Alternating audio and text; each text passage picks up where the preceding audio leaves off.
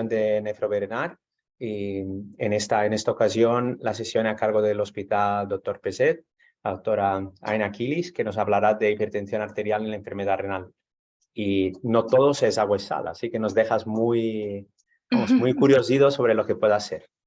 Nada, cuando Sí. quieras. Gracias. Buenas tardes, lo dicho, yo soy Aina, R3 de nefrología de aquí del Hospital Dr. Peset, y os voy a presentar un caso que hemos configurado un poco entre todos. Lo hemos titulado Hipertensión en enfermedad renal, no todo es agua y sal, y ahora veréis por qué. La protagonista de... A ver si va. La protagonista de nuestro caso es una mujer de 60 años con enfermedad renal crónica estadio 5, secundaria nefritis intersticial, que ha estado trasplantada en 2 ocasiones, pero que actualmente se encuentra en hemodiálisis. Y ella consulta porque tiene una tensión elevada, de difícil control, con unas sistólicas alrededor de 18, diastólicas de 10 desde hace años. Como antecedentes, destacar que esta hipertensión, ya preguntándole, llevaba más de 10 años, que no tenía afectación oftalmológica, pero en una de las biopsias del estudio de la disfunción del trasplante sí que había cambios realmente de hipertensión. También asociaba dislipemia grave, diabetes, obesa, con SAOS en tratamiento de CPAP, cardiopatía isquémica crónica y hipotiroidismo, y como veis, pues una alta carga cardiovascular, ¿no? Bien, la paciente llega a diálisis en agosto del 2019 y comprobamos que efectivamente tiene las presiones elevadas, tanto intradiálisis como interdiálisis. Ella se encuentra bien, a la exploración no llama nada la atención y dice que tiene esas cifras desde siempre. En ese momento estaba en tratamiento con manidipino, doxazoxina, bisoprolol y furosemida porque tenía todavía diuresis residual. Entonces, llegados a este punto, nos preguntamos un poquito qué haremos, ¿no? Y aquí es cuando yo lancé la pregunta de ¿qué haríais en este momento? Yo creo que la mayoría lo que haríamos es ajustar el peso seco. Efectivamente, es lo primero que debemos hacer porque es una de las principales causas de hipertensión en los pacientes en diálisis. Entonces, nosotros decidimos intensificar la diálisis para evitar la sobrecarga, nos apoyamos pues, de bioimpedancia, hoy en día tenemos también la ecografía, pero con todo esto no conseguimos controlar la tensión, por lo que pasamos a aumentar el tratamiento antihipertensivo.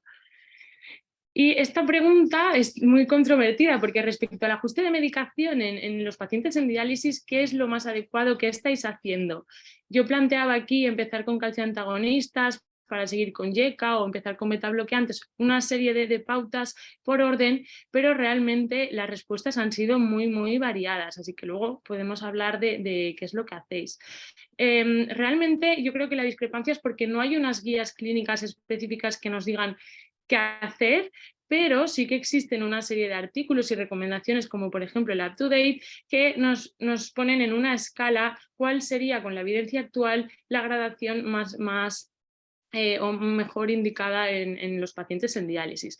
Y nos dicen que empecemos por betabloqueantes para seguir con antagonistas, luego YECA-ARA2 o antialdosterónicos, aunque nosotros la verdad que los antialdosterónicos los usamos más a menudo que los YECA y ARA2, y luego en hipertensiones que ya sean muy difíciles de controlar, recurrir a minoxidil u otros fármacos.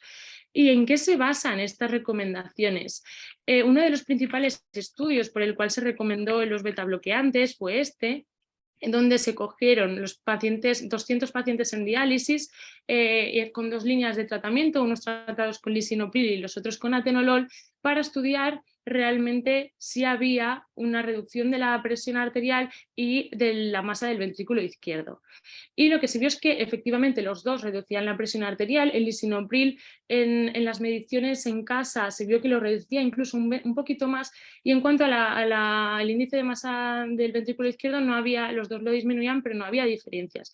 Pero lo curioso fue cuando se pusieron a analizar los eventos adversos que había, las causas de hospitalización, eventos cardiovasculares, descompensaciones de insuficiencia cardíaca y demás, vieron que realmente había menos eventos con el atenolol, haciendo así, poniendo el atenolol un poco como ese efecto cardioprotector sobre el lisinopril. En cuanto al tema de los calcioantagonistas, este fue uno de los estudios que también se comenta bastante, que es que trataron a pacientes con amlodipino versus placebo, para ver si realmente había en aquellos pacientes que tenían tratamiento con amlodipino una disminución de la mortalidad o de eventos cardiovasculares. Y vieron que no disminuía la mortalidad, pero sí que había una reducción tanto de los infartos de miocardio, necesidad de angioplastias o ACVs. Y además otros estudios comparativamente con los YKAWARA2 han demostrado que realmente los cangioantagonistas en cuanto al estrés oxidativo y la regresión de la masa del ventrículo izquierdo no tienen diferencias, o sea que también tienen esa parte de beneficio.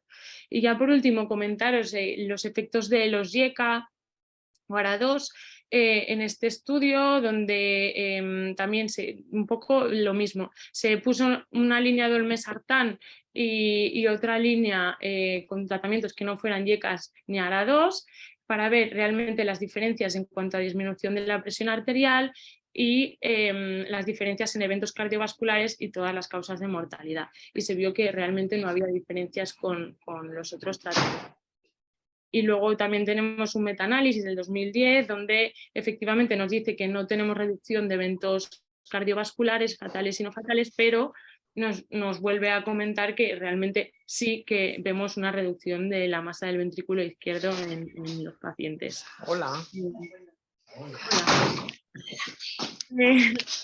Vale, y luego tenemos este estudio que es un poco el primero que nos atreve a hablar o decirnos unas recomendaciones diferenciales entre aquellos pacientes que tienen enfermedad renal crónica que podemos seguir en la consulta pero que no están en fase de diálisis y los de diálisis. Y como veis podemos ver que efectivamente indican un poco la escala que habíamos nombrado antes, de empezar con betabloqueantes, calcioantagonistas y YKAs separados.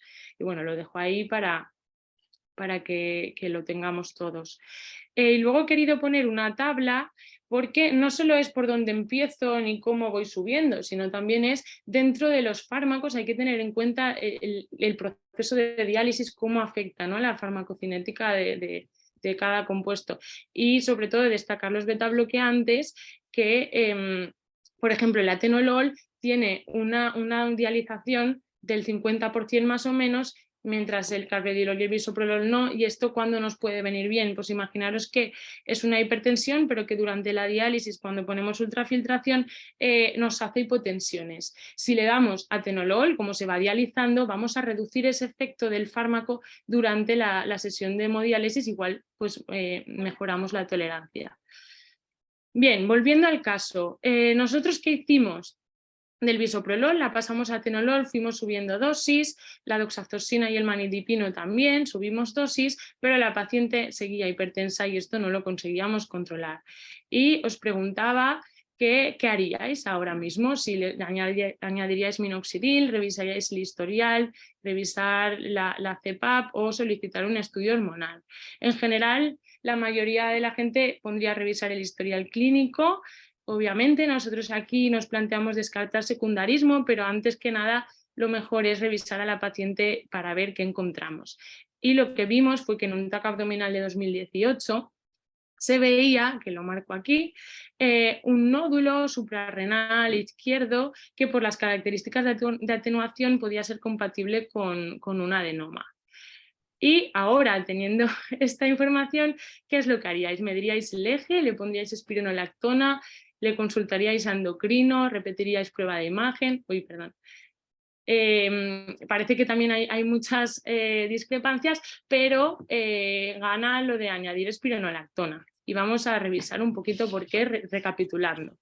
Bien, es una señora en diálisis, prácticamente en anuria, que tiene una hipertensión que no está controlada, y esto es una de las cosas más importantes, que tenemos un adenoma suprarrenal, pero ojo que tampoco sabemos si es productor o no, luego revisaremos un poco el hiperaldosteronismo, y que por estas características generales de la paciente, tanto el análisis del ionograma como del eje van a ser complicados. ¿Por qué? Porque la diálisis te va a alterar tanto la medición de la posible hipopotasemia o la alcalosis metabólica, y luego no hay unos criterios establecidos para diagnosticar hiperaldo en los pacientes en diálisis. Además, la sobrecarga de volumen obviamente puede actuar sobre el eje. Por lo tanto, teniendo todo esto, lo que hicimos fue añadir espironolactona. Además, consultamos con endocrino y actualizamos el TAC, o sea que era un poquito todo. Le ponemos la espironolactona y la señora de repente empieza a controlarse y nos planteamos, bueno, pues es un hiperaldosteronismo primario, ¿no? Y ahora, ¿qué hacemos? ¿Cómo lo diagnosticamos? ¿Cómo lo llevamos? Y aquí os lo planteaba yo. Quitamos la espironolactona, medimos el eje, hacemos un test de sobrecarga, pedimos cateterismo, realizamos una prueba de supresión. Aquí la mayoría le quitaría la espironolactona y mediría el eje, y otros harían la prueba de supresión. Vamos a ver un poquito, es difícil, pero vamos a verlo. Vale, el tema del eje, ya lo hemos comentado que era muy difícil de interpretar y que sobre todo pues, no tenemos cifras de guía que nos permitan un poco diagnosticar a los pacientes en estas características. El test de sobrecarga salina, obviamente por las condiciones de la paciente y la hipertensión, no era una buena elección. El cateterismo de venas suprarrenales se planteó junto con endocrinología, pero en general la cateterización de la glándula suprarrenal derecha es muy difícil y la tasa de éxito de esta técnica es muy baja. Por lo tanto, junto con endocrino se decidió que no era una buena técnica para diagnosticarlo por un poco la experiencia que tenían en el centro. Por lo tanto, se descartó. Y la prueba de supresión con fludrocortisona es un poquito parecido al test de sobrecarga, les damos el fármaco, tienen que llevar una dieta rica en sodio y sal, tampoco era indicado. Y aquí viene un poco la pregunta de qué hacemos, ¿no? ¿Qué hacemos ahora? Tenemos esto, ¿cómo lo acabamos de resolver? ¿Es un hiperaldo? Y decidimos, después de darle muchas vueltas, comparar el eje renina-aldosterona en dos estados fisiológicos de la paciente, que presentaba la paciente, que era prediálisis y posdiálisis, simulando un estado de sobrecarga salina con un estado de eubolemia. Pues bien, decidimos medir el eje en esta circunstancia y vimos que realmente prediálisis con una sobrecarga de alrededor de más 5 kilos sobre el peso seco estimado había una aldosterona de 161. Cuando hacemos una sobrecarga salina en los pacientes que no tienen enfermedad renal para hacer una confirmación de hiperaldo, valores de aldosterona mayores de 10 son sugestivos de hiperaldosteronismo. Por lo tanto, fijaros lo alta que nos salió y esto todavía nos orientaba más a que fuera un hiperaldo. Repasando un poquito el hiperaldosteronismo primario, decir que es una causa bastante importante, que se presenta con bastante frecuencia, hasta el 10% en hipertensos, pero hasta el 20% en aquellos que no conseguimos controlar la tensión, hipertensiones resistentes. Típicamente se manifiestan como eso, tensiones muy difíciles de controlar y hay una tríada clásica que no siempre está presente, que asocia hipopotasemia y alcalosis metabólica. Lo más característico sería la hipopotasemia, aunque solo está presente en el 40% de los. En cuanto a las causas, destacar que la mayoría de los hiperaldosteronismos primarios, hasta el 70%, se deben a una hiperplasia bilateral idiopática y que solo el 30% a un adenoma productor. Y claro, en este caso es importante porque el hecho de tener un adenoma no significa que sea él mismo el causante del hiperaldosteronismo. Podemos estar ante una hiperplasia bilateral y luego un adenoma no productor, por ejemplo. Pero bueno, lo que nos dice las guías, estas son las guías de la Sociedad Española de Endocrinología, actualizadas ahora en septiembre, es que en aquellos pacientes jóvenes que tengamos hipopotasemia, con hipertensiones que nos cuesta controlar, edades, lo he dicho, jóvenes, y si tenemos una imagen todavía más, que hagamos una prueba de cribado midiendo el eje, aldosterona-renina, y en caso de tener la aldosterona elevada, hagamos una prueba de confirmación. Que aquí nos dice sobrecarga oral o sobrecarga salina, pero realmente no hay una prueba gold estándar. Hay otras pruebas como la supresión que he comentado antes o la prueba del captopril, que es tomar el fármaco y medir qué es lo que pasa con la aldosterona en la renina. Y luego pruebas de imagen estaría la gamografía con yodocolesterol, que también necesita una supresión del eje con fármacos. Entonces sería un poco comparable lo que tendríamos que hacer antes con la de la supresión de fludrocortisona. En cuanto al manejo, esta es lo que nos dice la guía, que es dependiendo del tamaño del nódulo y de la edad. Si es un paciente joven, te planteas la cirugía. Si es un tamaño entre 1 y 2 centímetros y una alta probabilidad también. Y si hay dudas, pero tenemos una alta probabilidad de que sea hacer un cateterismo de venas suprarrenales para ver si lateraliza y en caso de que no lateralice, tratarlo de forma médica. ¿Nosotros qué hicimos? En un primer momento lo ideal sería pues, haberse decantado por el tratamiento conservador, pero otra vez apareció el potasio como nuestro enemigo, no podíamos subir las dosis de espironolactona y tal y como os he dicho que al principio la tensión empezó a controlarse bien, con el tiempo empezó a aumentar de nuevo. Entonces finalmente nos decantamos por el tratamiento quirúrgico, le hicimos una adrenalectomía izquierda, y realmente la anatomía patológica confirmó que se trataba de un adenoma de la corteza suprarrenal. Y lo bonito del caso es ahora, esta es una foto del monitor de diálisis de hace alrededor de un mes, ya veis cómo está ahora mismo, ella está muy feliz porque, bueno, ahora os contaré, pero quiero destacar que, a ver, realmente mantiene el tratamiento antihipertensivo y no poco. No tenemos que olvidar que es una paciente con muchos factores de riesgo cardiovascular, con calcificación, que además en los hiperaldosteronismos se ha visto que incluso una vez hecha la adrenalectomía o extirpado el adenoma, esa hipertensión se puede mantener en el tiempo, en un porcentaje de casos. Entonces, bueno, con ella realmente hemos conseguido controlarla con fármacos y con la cirugía. Y gracias a controlar la tensión, la hemos podido meter en lista de espera para un tercer trasplante renal, o sea que genial. Y como conclusiones, deciros que en la población con enfermedad renal crónica avanzada en diálisis no hay unos criterios claros para el diagnóstico de hiperaldosteronismo primario, que sin embargo los niveles de aldosterona prediálisis, cuando tenemos mucha expansión de volumen, podrían ser superponibles a los que se obtienen en la población general en los test de sobrecarga salina, que la hipertensión secundaria nos puede venir en pacientes que realmente ya sean hipertensos, no porque sean hipertensos tenemos que dejar de investigar, y que aunque la causa más frecuente de la hipertensión en el paciente renal en diálisis es volumen dependiente, es importante profundizar en el diagnóstico de aquellos pacientes que no se controlan y ir descartando causas de secundarismo. Y después, como segundas conclusiones, ya que me pareció interesante revisar el tema, deciros que las recomendaciones actuales respecto al tratamiento de la hipertensión en diálisis sitúan en el primer escalón a los betabloqueantes para seguir con calcio antagonistas y después meter los YECAs, ARA2 o antialdosterónicos. En pacientes que no se puedan controlar con estos fármacos, añadir minoxidil, clonidina, metildopa. Y es importante tener en cuenta el efecto del dializado de los fármacos siempre en el ajuste del tratamiento. Y eso es todo. Muchas gracias.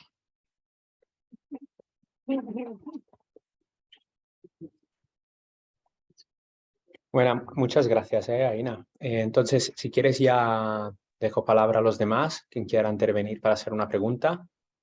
Yo tengo una pregunta, Marco. Aina, una preguntita. ¿Me oyes? Sí. Vale, me ha llamado la atención la aldosterona cuando le has presentado los resultados de que fuera más alta en la sobrecarga salina que después de la diálisis. Sí. En la tabla. ¿Esto por qué? A ver, realmente ahí nos planteamos que hubiera un efecto del dializado en cuanto a la aldosterona. Es verdad que la aldosterona, voy a poner, uy, no puedo volver. Voy a volver a la tabla. La aldosterona aquí es cuando más con una sobrecarga, ¿no? Que en teoría nos tendría que salir. ¿Perdón? Más suprimida. Claro, más suprimida, estaba muy elevada y luego nos sigue saliendo elevada porque es de 15 y lo que he dicho, la sobrecarga más de 10 es elevada, y nos planteamos que realmente ¿por qué? ¿No? Porque cuando le quitábamos volumen, realmente la aldosterona no subía cuando era lo que tenía que hacer. Y aquí una de las explicaciones estuvimos un poco revisando y sí que hay algunos estudios que tiene influencia el dializado en la aldosterona. O sea, en parte podría dializarse y en parte realmente no sabemos muy bien por qué sucede eso exactamente, porque ya os digo que no hay unas guías claras y ella realmente post-diálisis obviamente los 5 kilos no se los podíamos quitar, entonces se entiende que estuviera alta, pero no que no se disparara, ¿sabes? Vale. Sí, no, es complicado la interpretación en todo esto en tus pacientes, pues lo que has dicho, que un poco cogido con pinzas y como podéis. Pues ya está, eso es, muchas gracias. Y muy chulo el caso. Gracias. Hola, buenas, Aina. Hola. ¿Qué tal? Enhorabuena, me ha encantado el caso. Yo te quería preguntar efectivamente un poco por donde iba aquí el compañero Francesc. Claro, en una situación de enfermedad renal crónica, Sí. claro, nosotros estudiamos en la carrera que lo hace es el sistema renina-angiotensina, que depende de la cantidad de agua que llega a la mácula densa. Claro, si cuando no tienes riñones, ¿qué regula la aldosterona? Y a ver, en este caso, si es un hiperaldosteronismo, más que regula sería qué efecto tiene la aldosterona con la hipertensión, ¿o a qué te refieres? Me refiero porque es un adenoma productor. No, claro. Ahí tendría que estar. Tú lo que queremos buscar entonces en este caso es que esté siempre elevado. Claro, no. Pero, o sea, preguntas si dónde hace el efecto la aldosterona en el paciente que está en hemodiálisis, o sea, que no tiene función renal, dices, ¿no? O... Claro. Vale, sí.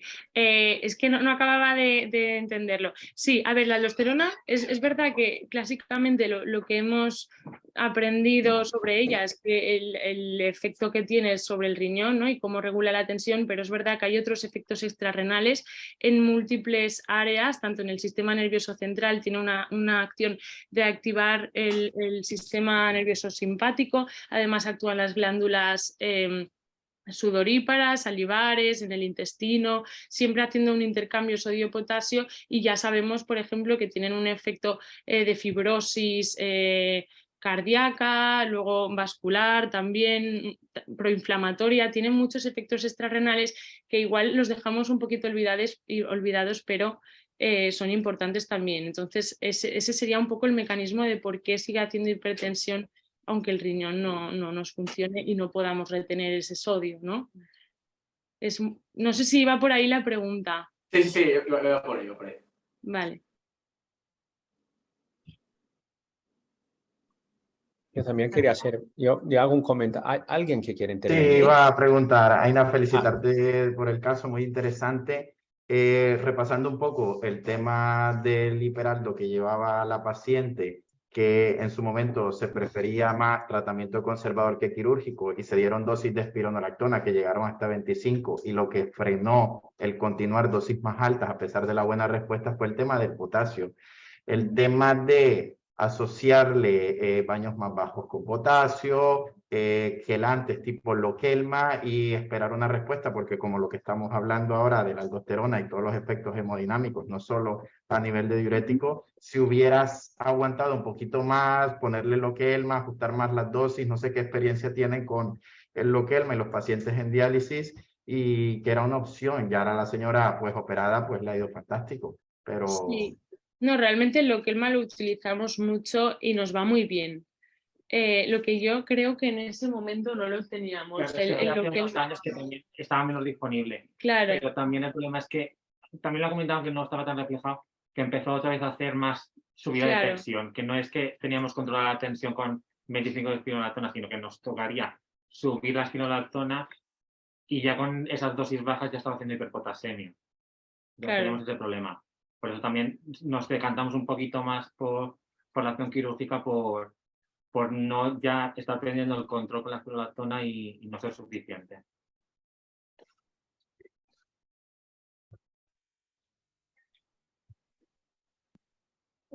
Simplemente, efectivamente, mi comentario es que enhorabuena haber pensado a esto, a la posibilidad que fuera una hipertensión secundaria. Lo digo porque si esta de la diapos que estás poniendo, la ganancia interdialítica que hace normalmente esta paciente, no sé si ha sido algo puntual el día de la prueba o Sí, generalmente traía esta, claro, es difícil también que si todos habríamos pensado simplemente a un problema de ajuste de peso, más que buscar otra cosa. Así que esto viene bien, ¿no? El hiperaldosteronismo sigue siendo, ¿no? Se piensa que sea muy infradiagnosticado, ¿no? Por lo cual deberíamos buscarlo más activamente, no solo en paciente en diálisis. Sí, habría que buscarlo. En nuestro caso estuvimos, lo que toca, ¿no? Cuando tienes que ajustar el peso seco es por lo menos estar 2 semanas intentando llegar a ese peso seco y ver que realmente con eso se regula la tensión. Obviamente nosotros llegamos a eso, a ajustarle el peso seco hasta el punto de que la paciente algún día presentó rampas, incluso algún episodio puntual de hipotensión. Pero bueno, en este momento de buscar la sobrecarga fisiológica se buscó con que hiciera una ganancia de 5 kilos. ¿Eh? Sí. El fin de semana te lo dejo. Sí,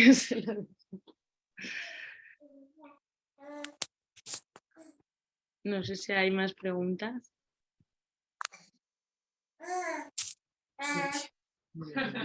Un bebé.